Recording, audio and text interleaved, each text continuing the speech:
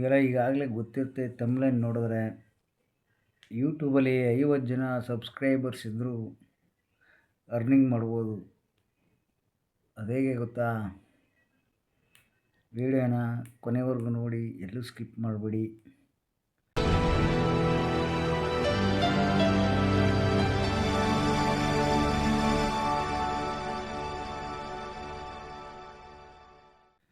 ಮತ್ತು ಅದು ಹೇಗೆ ಅಂತ ನಾನು ತಿಳಿಸ್ಕೊಡ್ತೀನಿ.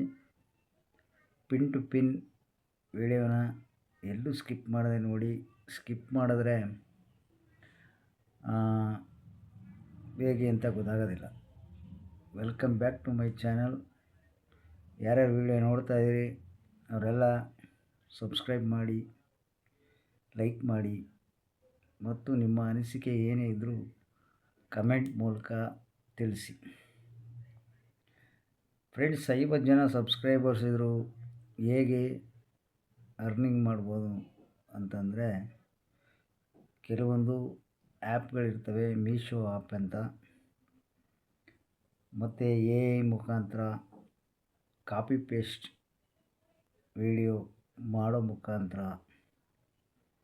ಮತ್ತು ಕೊಲಾಬ್ರೇಟ್ ಮಾಡೋ ಮುಖಾಂತರ ನೀವು ಅರ್ನಿಂಗನ್ನು ಮಾಡ್ಬೋದು.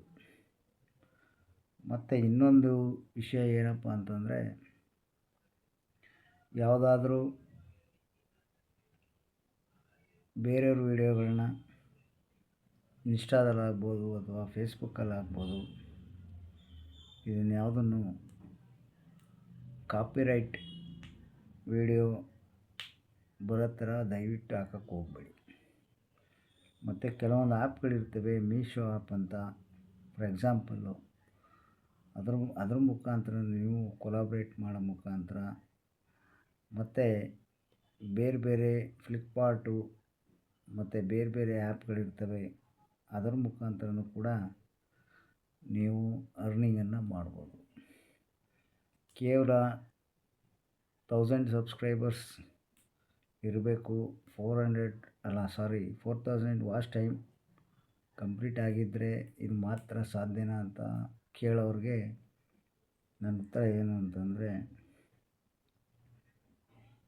ಅದು 100ಕ್ಕೆ 100 ಭಾಗ ಸತ್ಯ.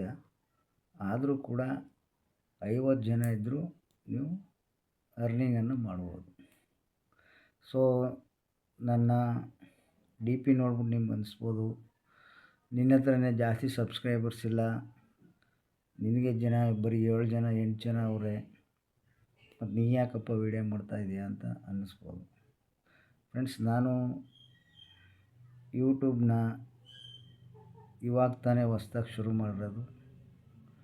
ಅದಕ್ಕೋಸ್ಕರ ನನಗೆ ಗೊತ್ತಿರೋಷ್ಟನ್ನು ನಿಮ್ಗೆ ತಿಳಿಸ್ಕೊಡ್ತಾಯಿದ್ದೀನಿ. ವಿಡಿಯೋ ಇಷ್ಟ ಆದರೆ ಲೈಕ್ ಮಾಡಿ, ಶೇರ್ ಮಾಡಿ, ಸಪೋರ್ಟ್ ಮಾಡಿ, ಸಬ್ಸ್ಕ್ರೈಬ್ ಮಾಡಿ. ನಮಸ್ಕಾರ. ಜೈ ಹಿಂದ್, ಜೈ ಕರ್ನಾಟಕ. ಯಾರ್ಯಾರು ವಿಡಿಯೋ ನೋಡ್ತಾಯಿದ್ದೀರಿ ಅವ್ರಿಗೆಲ್ಲ ಶರಣಾರ್ಥಿ.